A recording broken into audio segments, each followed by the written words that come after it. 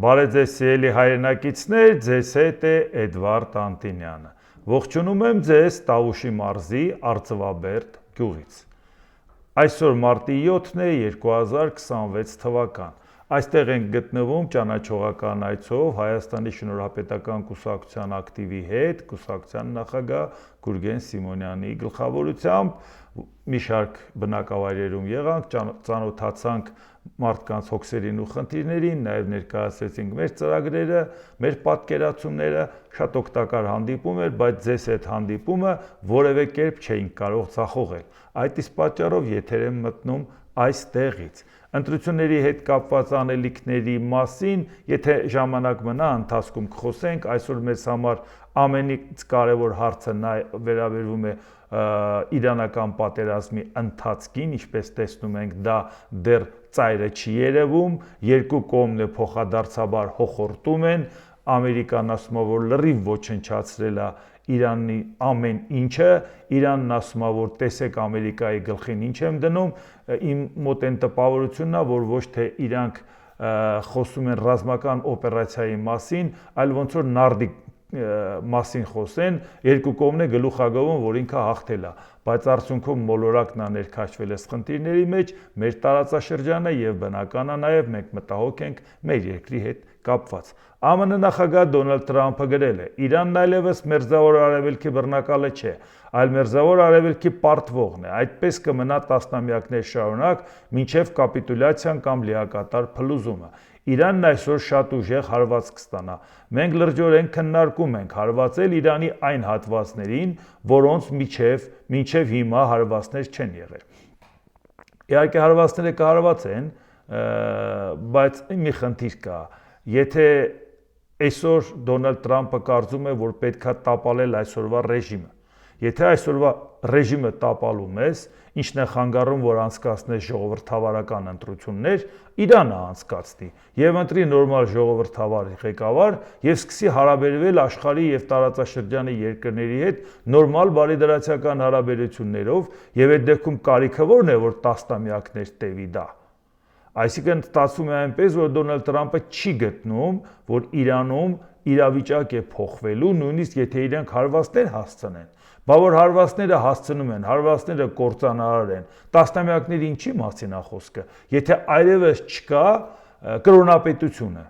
եթե չկա կրոնապետություն, աշխարհիկ պետությունը ընտրությունն արեց, իր իշխանությունը ընտրեց, կանգնեց բոլորին ասեց, եկեք իրար հետ լավ լինենք, մոռանանք կրոնապետությունը, այսինքն երկարաժամկետ ջախջախվելու իմաստը ո՞րն է։ Դա նշանակում է, որ Դոնալդ Թրամփը չի գտնում, որ Իրանում իշխանություն փոխվի, այնպես որ ժողովրդավարական ընտրություններով ընտրեն մի իշխանություն, որն էլ անկարծ որոշի, ինքը իր նավթը տնօրինի, բայց չհասկացանք, Ամերիկան այդքան պատերազմ մղի, որ նավթը տնօրինի Իրանի ժողովրդավարական պետությունը, այսինքն Իրան պետք է այնպիսի դիկտատոր, ինչպիսին որ Վենեսուելայում է, այսինքն ուղղակի պետք է կառավարելի իշխանություն Իրանում, որտեղ առաջիկայում դեռ նավթի դերակատարությունը բավական մեծ է։ Իսկ դա մեզ համար խնդիր է առաջացնում, ինչի։ Անկախ նայած մեր համակրանք, հակակրանք դնենք մի կողմ, մեկը Ամերիկայի կողմից է, մեկը Իրանի, բայց հարց է ծագում, եթե Դոնալդ Թրամփը այդպիսի շահերով առաջնորդվում, բա ով է մեզ անվտանգության երաշխիք տվե։ Բա ինչ ենք ունենալու մենք Իրանի հետ, եթե Ամերիկայի Միացյալ Նահանգների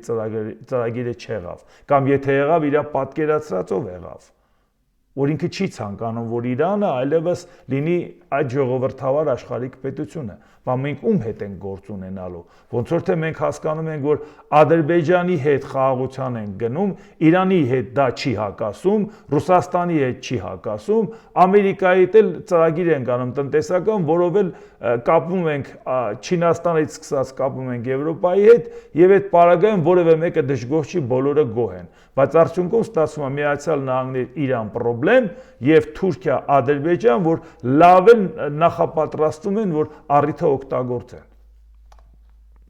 Իրանի արտգործնախարար Աբբաս Արաղչին հայտարարել է. Իրանը եւ մեր արաբ եղբայրները դարեր շարունակ ապրել են կողք կողքի բարեկամության, հարգանքի եւ փոխադարձ վստահության մթնոլորտում։ Ամերիկացի ագրեսորները մեր բարեկամ արաբական երկրների հողերն օգտագործում են երեխաների եւ անմեղ քաղաքացիների վրա հարձակվելու համար։ Սակայն Իրանի պատասխանը անկասկած կուղղվի ԱՄՆ բազաներին եւ օբյեկտներին։ Այսինքն ինչպես տեսնում եք, շարունակվում է այդ թեման, չնայած Իրանը ասում է, որ ես այլևս հարված չեմ հասցնի արաբական երկրներին, պայմանով, եթե իրանք այդ բազաներից մեզ չհարվածեն։ Այսինքն այնուամենայնիվ չի բացառում այդ բազաներին հարվածելը։ Իսկ եթե մենք ուշադրություն ենք դարձնում, որ Իսրայելը լայնորեն քննարկում է, թե ինչպես պետք է Ադրբեջանին օգնեն, ինչպես պետք է Ադրբեջանի հետ աշխատեն, որպեսզի Ադրբեջանը ներքաշվի պատերազմի մեջ Իրանի հետ, չեմ կարծում, որ Ադրբեջանը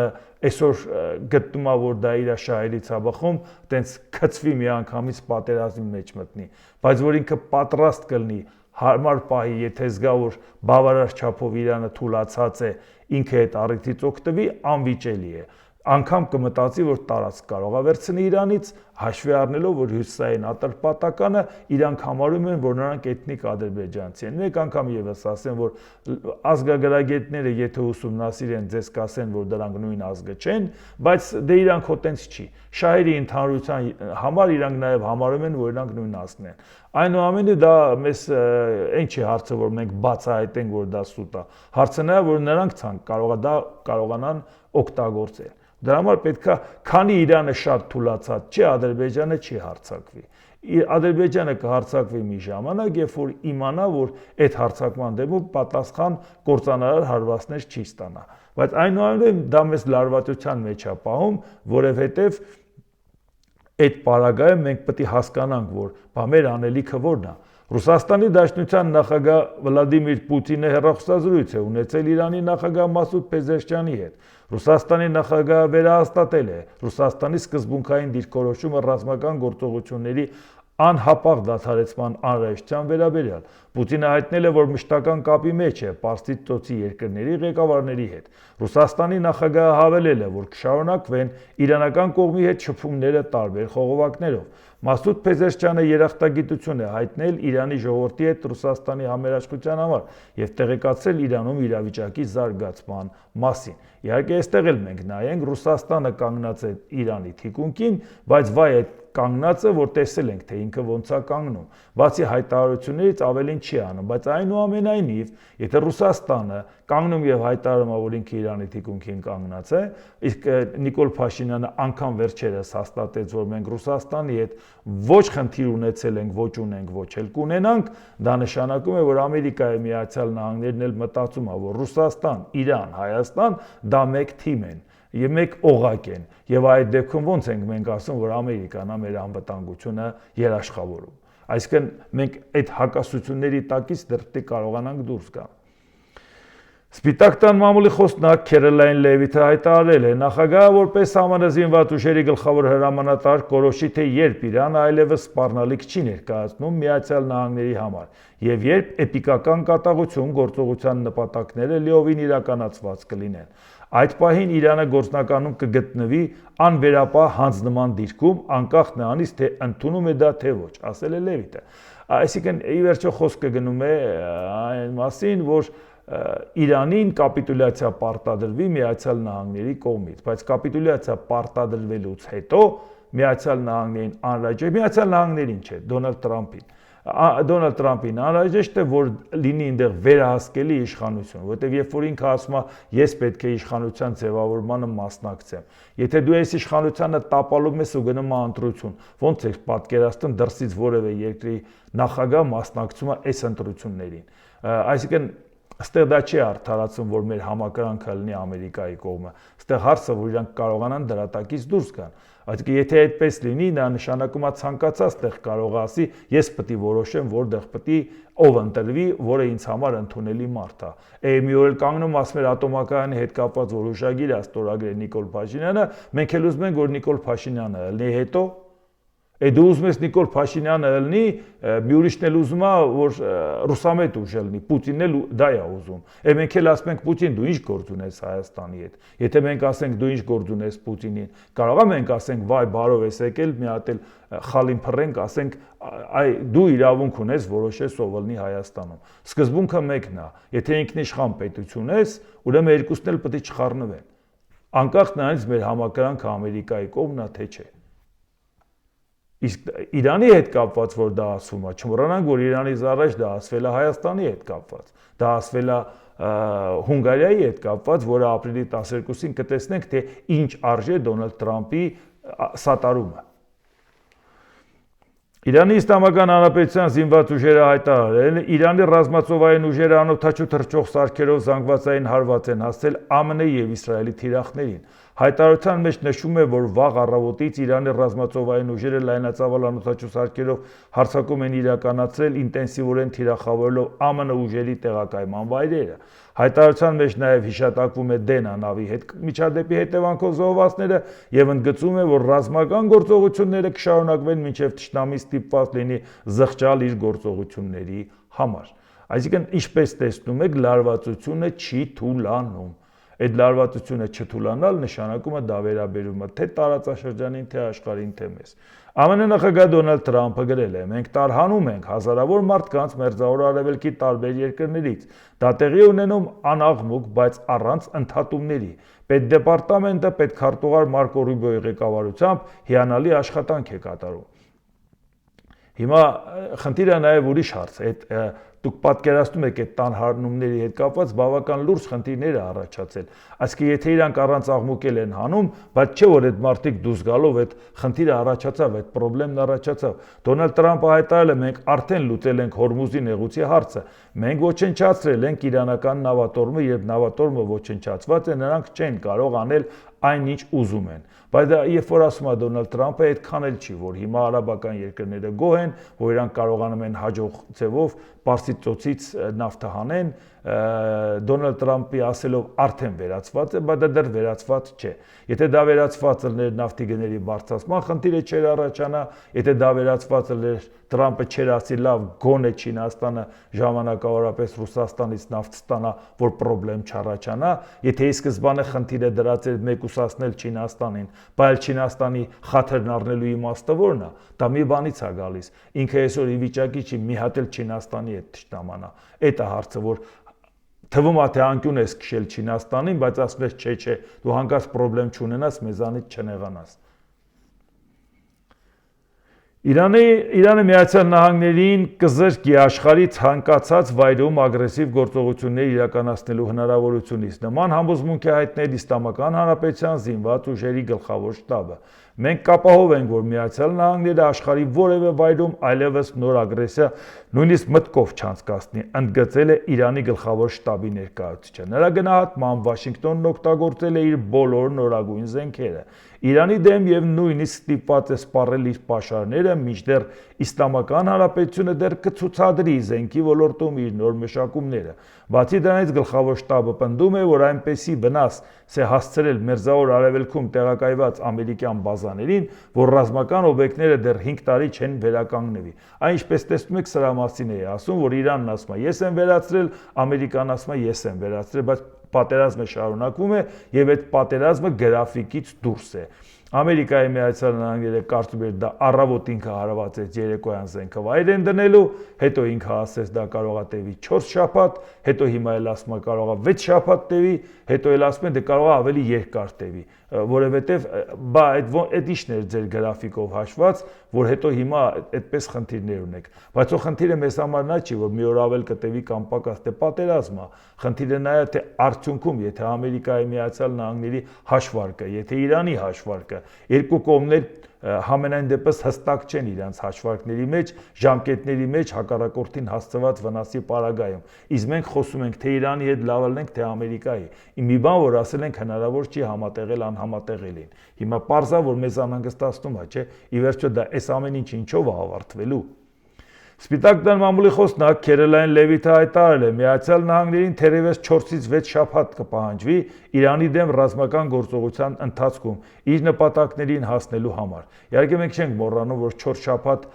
սկզբից ասին մի օր, հետո 4 շաբաթ, այդ 4 շաբաթ ասելուց արդեն մի շաբաթն անցել է, բայց դեռ պարզվում է էլի 4 շաբաթ է։ Հետո մենակ 4 շաբաթ չէ, արդեն 6 շաբաթ է։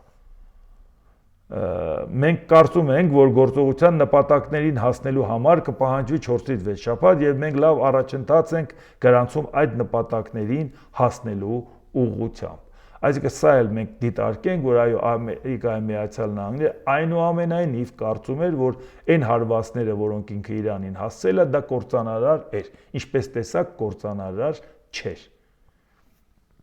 Մի բան էր, որ մեզ անհանգստացնում է, տեսեք, դա էլ մեզ համար խնդիր է, այդ նույն բանի մասին, եթե խոսում է Գերմանիայի պես տերությունը, բա ոնց կարող է պատահի, մեզ չհետաքրքրի։ Գերմանիայի կանցլեր Ֆրիդրիխ Մերցը հայտարարել է Իրանում հասարակական կարգը պահպանելու եւ Իսլամական Հանրապետությունից հնարավոր անվերահսկելի միգրացիոն հոսքերը կանխելու անհրաժեշտության մասին։ Մերցն ընդգծել է, որ Իրանում պետք է բավարարվեն բնակչության հիմնական կարիքները։ Մենք ցանկանում ենք նաեւ կանխել Իրանից անվերահսկելի միգրացիոն հոսքերը։ Գերմանիայի կանցլերը հավելել է, որ դժվար է կանխատեսել, թե ինչպիսին կարող է լինել այդ հոսքերը։ Մենք չենք ուզում սիրիական սցենարը վերապրել, հայտարարել է Մերցը։ Այսինքն դուք պատկերացրեք, որ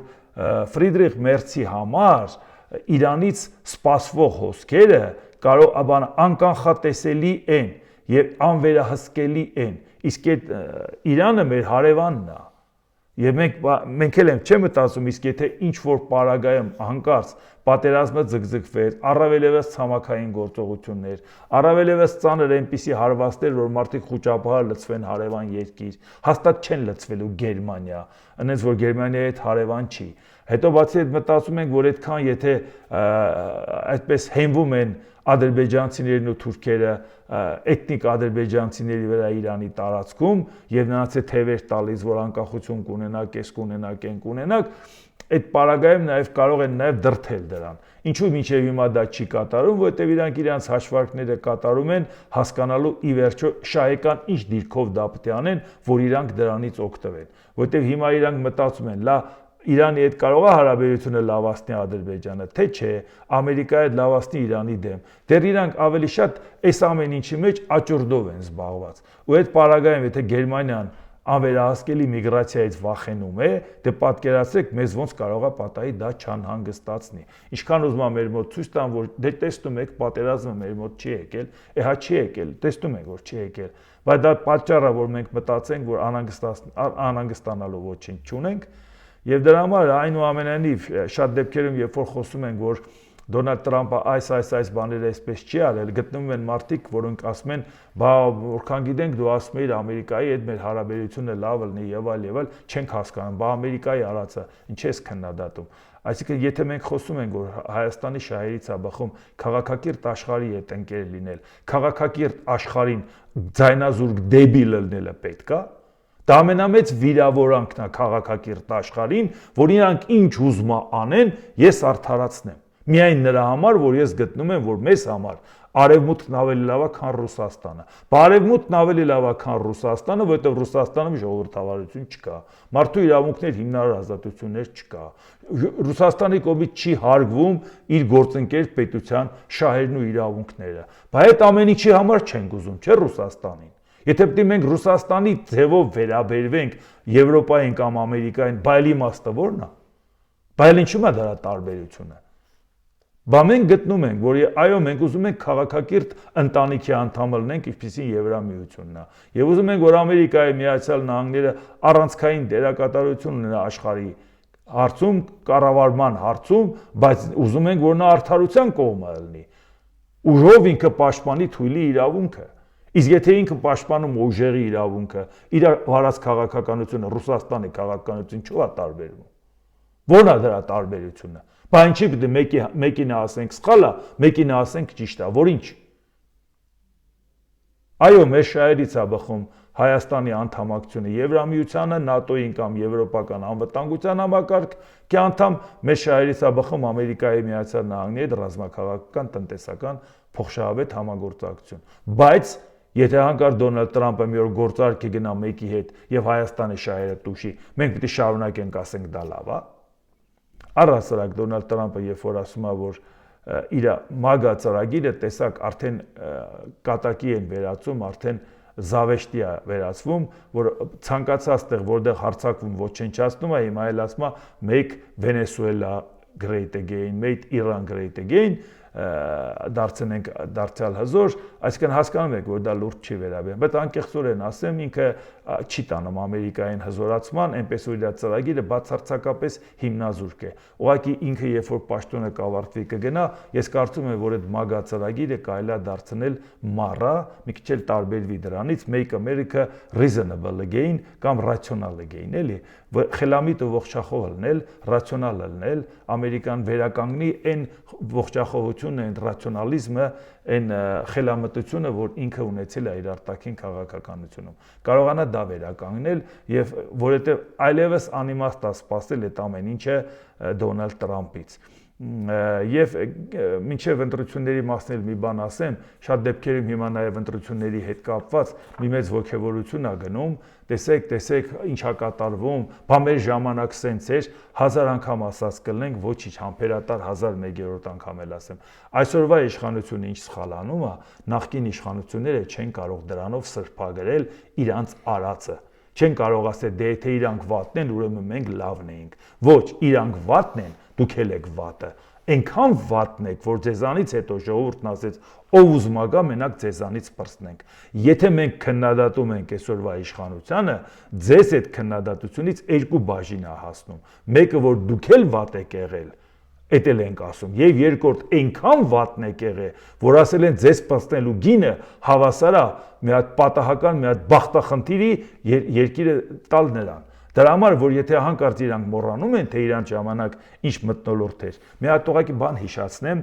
Facebook-ը հիշացրեց, թե չէ, այս խառը ժամանակ ես էլ չէի հիշի։ 2014 թվականի մասին է խոսքը, այս ժամանակների, այսինքն Սերժ Սարգսյանի պաշտոնավարման ժամանակ։ Մնացել է հերոսուհի մայր կոչումն էլ ստանան ու վերջ։ Այս օրերին լրագրողական եւ համացանցային հետաքրքրությունը համառորեն չի նվազում այն հարցում, որ մեր որոշ մեղմ ասած գիտելիքի հետ ոչ մի ընդհանրություն չունեցող պաշտոնյաներ գիտնական են դարձել եւ մի քանի հայտնի մարդիկ էլ Ղարաբաղյան պատերազմին մասնակցած չլինելով երկրապահ։ Քննադատելու ցանկություն բացարձակապես չունեմ, քանի որ վերաբերվում եմ այդ երևույթին մի տեսակ կարեկցանքով, որքան պետք է մարդ կոմպլեքսավորված լինի, որ աշխատավայրից տեղեկանք ներկայացնի բոհին, այսինքն Բարսագույն որականում հանձնաժողովին, որպեսզի իրեն էլ հատկացնեն իշխանական տգիտությունների թեկնածուի վկայական։ Անկեղծ ասած, լեզուս չի պտտվում գործածել գիտական աշճան կամ էլ կոչում բառերը, քանի որ գիտությունն այստեղ ինչ կապ ունի, կամ էլ տեղեկանք տանի երկրապահ կամավորական միության վարչություն, որպեսզի իրեն պաշտոնին կամ նյութական միջոցներին համապատասխան երկրապահական կարգավիճակ ստանա այդ կառույցում։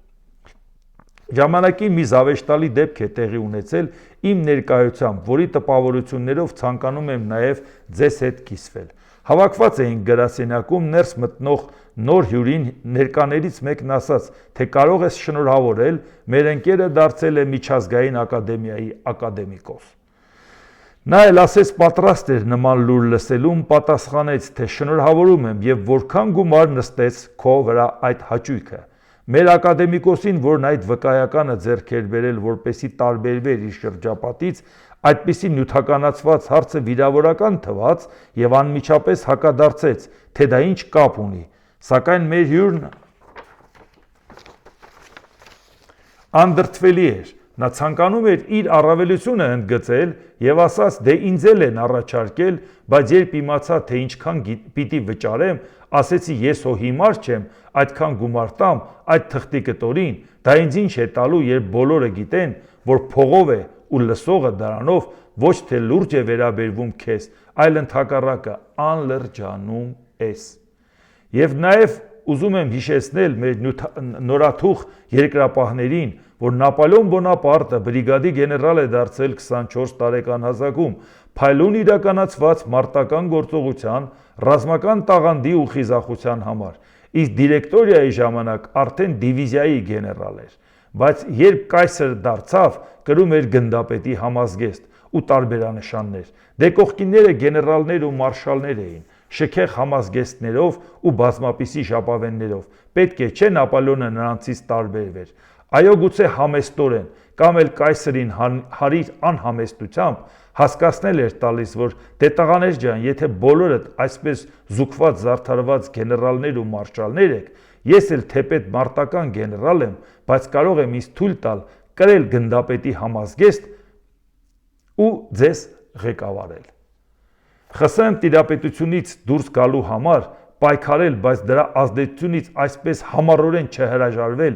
անգամ շուրջ 25 տարի հետո ցավալի է։ Ժամանակին Լեոնիդ Իլիչ Բրեժնևն ինքն իրեն այնքան մեդալներ ու կոչումներ էր տվել, ու արդեն խոսում էին, թե մնացել է հերոսուհի մայր կոչումն էլ ստանա ու վերջ։ Հարգելի մեր հայրենակից պաշտոնյաներ, միթե չեք զգում, որ կամաց մոտենում եք այդ սահմանագծին, արդեն հնարավոր չէ ձեր մասին խոսել առանց քմծիծաղի։ Ախր ամենաթունդ քննադատներն անգամ չէին կարող ձեզ այդպես հեղինակազրկել, որքան դուք եք ձեզ այսպես ինքնաոչնչացնում։ Սա այն մթնոլորտն է, որի մեջ ապրել ենք, սա այն մթնոլորտն է, որի արատավոր երևույթների մասին ասել ենք։ Սա այն մթնոլորտն է, որ չենք մոռացել եւ չենք մոռանալու, որպեսզի որևէ դեպքում, որևէ նախկին իշխանավոր հանկարծ չասի ժողովուրդ ջան, տեսակ ով եկավ, ուրեմն ավելի լավ մենք հետ գանք, դուք եք նրան բերե եւ ուղակի եւ անուղակի իմաստով։ Անուղակի իմաստով որ այնքան այլանդակ էիք, որ ժողովուրդը գնաց փողոցից իշխանության բերեց,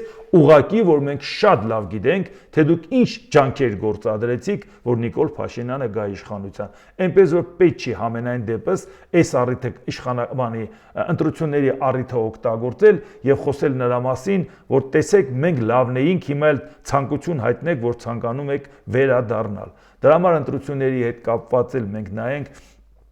առաջիկայում տեսնում եք զարգացումները, հիմնական թևերի բաժանված, մենք ինչի մասին ենք խոսում, ասել ենք, որ ես միացել եմ Հայաստանի Շնորհապետական կուսակցությանը, նրա միասնական ցուցակով մասնակցելու համար կուսակցության նախագահ Գուրգեն Սիմոնյանը դա կուսակցության առաջին համարն է լինելու եւ մեր վարչապետի տեխնասուն ու ասել ենք, որ կատեգորիկ բացառվում է, որ մենք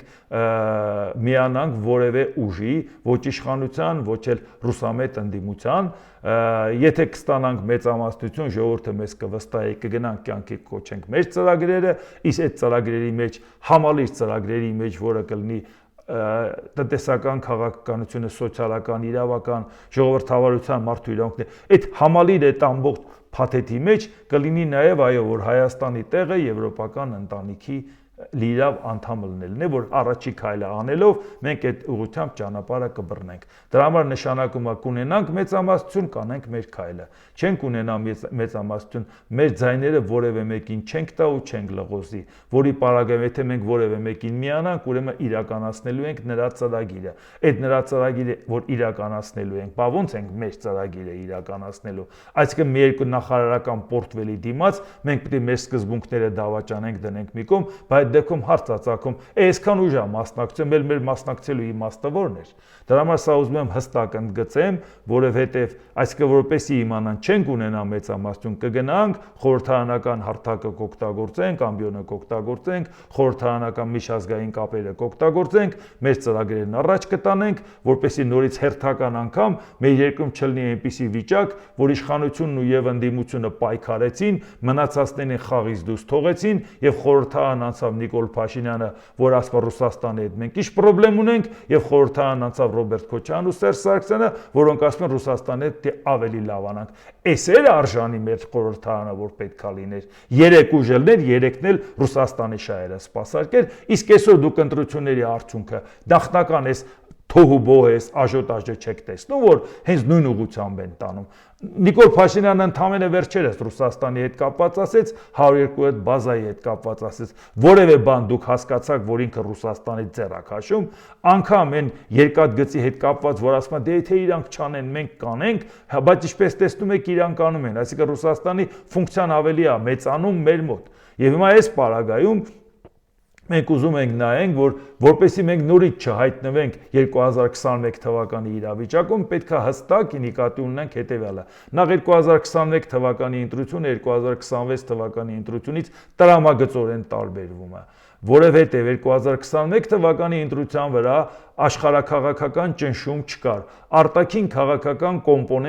կոմպոնենտը մեծ չէր։ Հայաստանը կարող էր իր ընտրությունը կատարել, դուր կգար մեկին, դուր չէր գար մեկին, կարող էր իր ընտրությունը կատարել։ 2026 թվականին դա այլևս հնարավոր չէ։ Ոչ թե մենք կարող ցանկանանք կամ չցանկանանք, որովհետև 2021 թվականից առաջ եղել է ուկրաինական պատերազմ 2022 թվականի, որից հետո աշխարհի բոլոր երկրները ով որ գնում է ընտրության, ասում է չէ, որ ուկրաինական պատերազմի արդյունքում լինելու է նոր աշխարհակարգ։ Եթե լինելու է նոր աշխարհակարգ, մենք ուզում ենք իմանալ, թե դու որպես պետություն այդ նոր աշխարհակարգի պարագայում որ կողմից ես։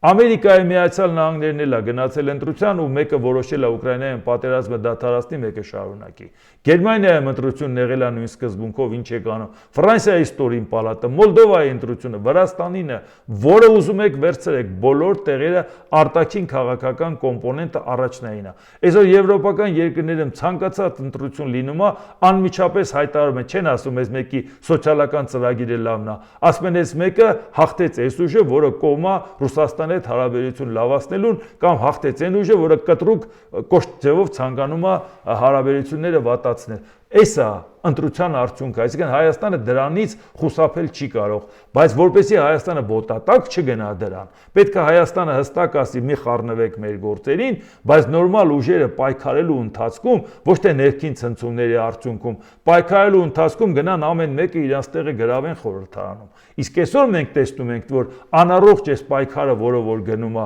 այ Ռուսաստանն էս կանի, մյուսը այն կանի, Նիկոլ Փաշինյանն ասի, որ մենք Ռուսաստանի հետ մեր հարաբերությունը լավ է, բայց Եվրոպային դիմի, ասի դե դուք օգնեք, որ Հայաստան չտանեն Ռուսաստան, որ այսինքն աչք փակի Եվրոպան, եթե Նիկոլ Փաշինյանը ընտրությունների հետ կապված կամ այս նախընտրական process-ներում օրենք խախտի։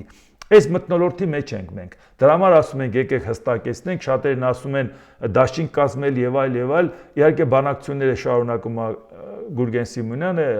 ինքն է բանակցում, եթե կգտնի էլի մարդիկ, որոնք կուսակցությանը միանալու հարկ կհամարի, ինքը կորոշի, ինքը ձեզ այդ մասին կտեղեկացնի, համապատասխան հուշագիր կստորագրվի եւ կմիանա։ Դուք այդ մասին կիմանաք։ Բայց եւ միևնույն ժամանակ ես ուզում եմ ասեմ, որ շատերն ասում են բական արևմտամետ ուժեր, բայց ինչու նրանց հետ չեք միավորում, պարբերաբար բացատրում ենք, որ նրանց հետ միավորվել հնարավոր չէ, որտեղ կան արևմտամետ ուժեր, որոնք սատարում են Նիկոլ Փաշինյանին։ Պաշտոնապես սատարում են Նիկոլ Փաշինյանին, հայտարարություններով սատարում են Նիկոլ Փաշինյանին, հուշագրերով սատարում են Նիկոլ Փաշինյանին, ոնց եք պատկերացնում, մենք միանում ենք ինչ-որ մեկի հետ, երբ որ Նիկոլ Փաշինյանը մի օր գնում է Շանհայ, մի օր ասում է Եվրոպա չեմ գալու, մի օր ասում է Ռուսաստանի հետ լավանալու եմ, մի օր ասում է տարածաշրջանային քաղաքականություն եմ վարում Թուրքիայի, Ադրբեջանի հետ, մի օր ասում է ռազմավարական դաշնակիցն եմ Իրանի։ Այդ քաղաքականության մեջ արևմտամետ ուժերը, եթե պաշտպանում են Նիկոլ Փաշինյանի վարած արտաքին քաղաքականությունը,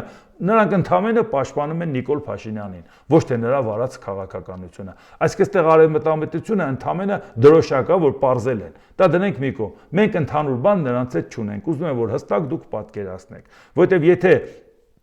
կուսակցություններից մեկը Հանրապետություն կուսակցության նախագահ վարչապետի տեխնացու Արամ Սարգսյանն ասել է, երբ որ Փաշինյանը ասում է ընդդիմություն, ինքը Արամ Սարգսյանին հաշվի չի առնում որպես ընդդիմություն, որովհետև Արամ Սարգսյանի հետ 50% համընկնող կողմեր ունի։ Այսինքն ինքը համարում է, որ Նիկոլ Փաշինյանը իրան ընդդիմություն չի համարում։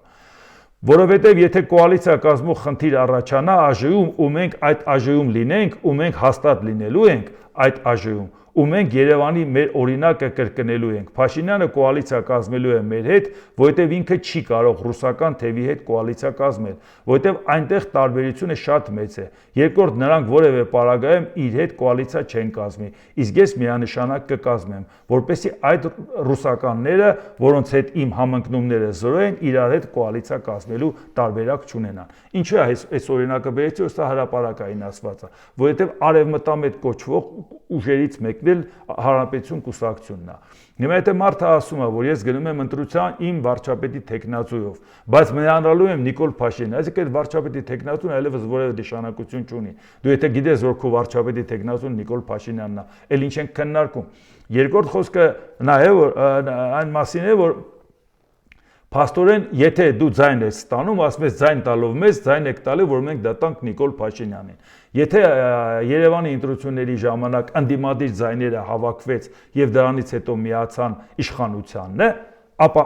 այս անգամ արդեն հասկանում է, որ ժողովուրդը լավ էլ հասկացել է ինչոց է, որտեղ դրանից հետո գնացին Եվրոթաշինկով Գյումրին մերժեց, որ ասեց այդ ձայները ձեզ տանք տանելու եք Փաշինյանը եւ իրանք անհրաժեշտ ձայն չհավաքեցին, 6 քաղաքական ուժ խորհրդարան մտավ համայնքային ընտրություններում, իրանք տեղ չգրավեցին։ Արդեն հասկացան, որ բաժանվեցին իրար անիմաստեր, գնացին վաղար շաբաթում էլ Հանրապետություն կուսակցությունն առանձին մասնակցեց, էլի շահաղթարեց Շեմը, որտեղ ասին ձայն տալով քեզ ձայն ենք տալիս Նիկոլ Փաշինյանին։ Այդ տալու ունենք, դա Փաշինյանին կտանք, էլ ինչ ենք քեզ տալի։ Սա ասում եմ նրա համար, որպեսզի երբ որ որևէ մարդ մեզ ասում է, որ գիտեք ինչ, բա ինչի՞ չեք լայն կոալիցիա կազմում կամ համախմբում, ում հետ կոալիցիա կազմենք ու համախմբենք։ Դուք հրաշալի գիտեք Նիկոլ Փաշինյանի սատարող ուժերը, եթե նրանք ցանկանալու են մասնակցել ընտրությանը, դա իրանց խնդիրն է։ Իրանք թող իրանց քաղաքականությունը տանեն, իրանք իրանց ասելիքն ասեն, բայց մենք իրանց հետ որևէ ընդհանուր բան չունենք, մենք իշխանության վարած քաղաքականությունը քննադատելու ենք եւ ասում ենք հրաբուխ կլինի, երկրաշարժ կլինի, անցով անովկիանոս Հայաստանում ցունամի կլինի, մենք Նիկոլ Փաշինյանին չենք միանալու։ Այնպես որ դա իմանաք, չէ, ռուսամետներին ընդհանրապես թեմա չկա ուղղակի քննարկելու։ Այդ մտամ Նիկոլ Փաշինյանը ուղղակի ասում են ու իբր թե արևմտամետ, Նիկոլ Փաշինյանը արևմտամետ քաղաքականություն չի վարում։ Դրա համար նրանք ովքեր իրան պաշտպանելու են, նրանք արևմտամետության հետ չեն պայքարում։ Ասում են ժողովուրդ ջան, մեզ ձայն տվեք, այդ ձայները տանք Փաշինյանին։ Դե դուք որոշեք, եթե այդպես է, ձայն հանկարծ տակ իրանց։ Անհրաժեշտ տոկոսը չհավաքեն։ Դա ինչա ստացվելու, որ Նիկոլ Փաշինյանի ձայները պակասելու է։ Դուք Նիկոլ Փաշինյանին վատություն եք անելու։ Այնպես որ եթե դուք ուզում եք Նիկոլ Փաշինյանին ձայն տակ, տվեք Նիկոլ Փաշինյանին։ Ինձ տված ձայնը կորած է, որովհետև ռիսկի եք դիմելու։ Ձայնը ստանան խորհրդարան չմտան, այդ ձայներով դա պակասելու է Փաշինյանի ձայնից։ Մեզանից չի պակասելու, պարզ ասեմ, որովհետև նրանք ովքեր արևմտամետ, նրանք ովքեր Հայաստանի ապագան տեսնում են Եվրամիության կազմում, նրանք հաստատ այնքան ինտելեկտուալ են, որ հրաշալի հասկանում են, ինչ ենք ասում մենք, ինչ են ասում Նիկոլ Փաշինյանն աջակիցները։ Այնպես որ նրանք հաստատ դա չեն շփոթի։ Այնպես չի լինի, որ մեր փոխարեն նրանց ձայն տան, դա ուղղակի բացառվում է։ Այնպես որ հաստատ իրանք մեր ձայներից չեն տանելու են Նիկոլ Փաշինյանի ձայներից, բայց այսպիսի հստակեցումը նաև շատ օգտակար էր ընտրություններից առաջ, որ դուք հասկանաք ժողովուրդ ջան, ստանալու են ձայն եւ միակը Հանրապետություն կուսակցությունը չի։ Պարզապես ինքը հասկացավ, որ մի որոշ անվստահություն է առաջացել իր եւ Նիկոլ Փաշինյանի մոտ, երբ որ ինքը Նիկոլ Փաշինյանին դիմավորեց այն արտագնա բանի կրոնական արարողության Նիկոլ Փաշինյանի շատ ջերմ ձևով բան, հետո բայց գնաց կաթողիկոսի ձեռքը համբուրեց, որից հետո Նիկոլ Փաշինյանը այդ խնդիրը առաջացավ, դե բնականա փորձեց հարաբերությունը կարգավորել, դրա համար հիմիկվանից ասեց, ես ձայնը ստանամ, տալու եմ քեզ։ Ավելի լավ է, որ դա բացահայտեց ավելի շուտ, չթողեց, որպեսզի մենք դա բացահայտենք, ասենք ժողովուրդ ջան, տեսնում եք, դուք ոնց եք մտածում, որ այդ մարդիկ ընդդիմություն են, ինչ ընդդիմություն։ Մարդը իր բերանով ասում է, այս ինչ ընդդիմություն։ Իսկ Փաշինյանը մեզ ընդդիմություն չի համարում։ Այնպես որ դուք հասկացաք, ես դրա համար ուզում եմ, որ պատկերացնեք, որ մենք հստակ մեր ծրագրով գնալով ասելու ենք, համախմբում անիմաստ ուժերի հետ, որոնք սխալ ուղղությամբ են տանելու։ Կլինի համախմբում ուղիղ այնքան, ինչքանը բոլորը համախոհ են կոնկրետ ծրագրի շուրջ, որը ես ձեզ ներկայացրեցի։ Դրանից ավել համախոհ ըլնել, որը որ տանելու է ուրիշ տեղ, դա ինչ է նշանակում։ Ձայն ստանանք տանք ուրիշին, պարզ տենում եք մարդը ասում է ձայն ստանանք տանք ուրիշին։ Մենք էլ ասում ենք ձեր ձայնն է, ոչ մեկին չի տրվելու։ Դա է հարցը, որ ես ուզում առաջիկայում էլ մեկ անգամ եւս ձեզ հիշացնեմ, որ հնարավորինս ավելի շատ տարածեք մեր նյութերը, տեսնում եք, որ սա է մեր գործիքը, ինչպես տեսնում եք, մեդիաները շատ-շատերը զուտ ֆինանսական հնարավորությունների պատճառով են նրանց մարդկանց տրամադրում, առավոտից իրիկու մի մարդ կարող է 50 բան գրի, այդ 50-ն էլ իրանք էջերում դնեն, որովհետև դե մարդը վճարում է, ինչի մասին է խոսքը։ Իսկ մենք ում հաշվին պետք է դա վճարենք։ Այն ինչը որ մենք կարողանում ենք անել, անում ենք մեր միջոցներով, մեր ռեսուրսներով, ձեր աջակցությամբ։ Դրա համար մաքսիմալ չափով տարածեք։ Նախ ալիքին աջակցելու հետ կապված, եթե հավանում եք, սեղմեք լայք կոճակը, բաժանորդագրվեք Էդվարդ Անտոնյան YouTube-յան ալիքին, սեղմեք զանգակոճակը, գրեք մեկնաբանություններ, գրեք հարցեր, նրանք ովքեր ցանկություն ունեն իրենց ֆինանսական աջակցությունը ցուցաբերելու, կարող են մտնել մեր նկարագրական մասում այդ բոլոր տվյալները կա, արագ փոխանցման բանկային փոխանցման, տարբեր ձևերով PayPal-ի տարբերակը Միացյալ Նահանգների համար կամ Patreon-ի տարբերակը, բայց դրանից բացի ոչ միայն մենակ կայքի խնդիրն է, մենակ դա չի, որ մենք փորձում ենք ակտիվացնել, պարտադիր անպայման բաժանորդագրվեք Գուրգեն Սիմոնյանի YouTube-յան ալիքին, ուշադրությամբ հետևեք նաև նրա լայվերը, այսինքն Facebook-ում էլ բաժանորդագրվեք, որովհետև մենք այսօր էլ մեր հանդիպումների ժամանակ ինքն էլ լայվ էր մտնում, ես Reels-երով ներկայացնում էի մեր տարբեր բնակավայրերի գնալը YouTube-յան տարբերակով, ինքը Facebook-յան տարբերակով, որ մաքսիմալ չափով կարողանանք իրազեկենք, թե ինչ ենք անում։ Դրա համար նույն ձևի այդ նյութերը տարածեք, զանգեք ձեր բարեկամներին, ձեր ծանոթներին, ուղարկեք այդ նյութերը, առաջարկեք, շատ մեծ ծավալի աշխատանք է արվում, որ այդ բեռը մնացել է Գուրգեն Սիմոնյանի ուսին, ամեն մեկս ինչ որ կարող ենք, եթե օգտակար կլինեք, դուք էլ մասնակցեք, զանգեք, խոսեք, ներկայացրեք, առաջարկեք, ասեք ինչ կարող եք անել, որովհետև ի վերջո գիտեք, որ այդ ամեն ինչը արվում է, որ ձեր ծրագրերը արվի։ Եթե որևէ մեկը պետք է մեզ աջակցի ու ասի իմ ծրագիրը արեք, բայց իմաստը ո՞րն է, բա մենք ինչ ենք քննարկում իրար հետ։ Մենք իրար հետ քննարկում ենք այն, որ ձեր ծրագիրը, մեր ծրագիրը կյանքի կոչենք։ Եթե դուք մեզ վստահում եք, դա մեր ծրագիրն է։ Եթե դուք մեզ վստահում եք, դա ձեր ծրագիրն է։ Մի հատ օլիգարխի ծրագիրը որպես ինչ պետք է անենք։ Իսկ կարող է կասկածում եք, որ չգիտենք, որտեղ են փող բաժանում կամ պաշտոն, կարող է տեղերը չգիտենք, ժողովուրդ ջան։ Նրանց տեղերն էլ գիտենք, ձեր տեղն էլ գիտենք։ Մաքսիմալ հնարավորության դեպքում կարողացեք օգտակար լինել, որպեսզի մենք ավելի ինտենսիվ ձևով կարողանանք մեր աշխատանքները առաջ տանել։ Դե ինչ, դիտեք եւ դատեք ինքներդ։ Շնորհակալություն։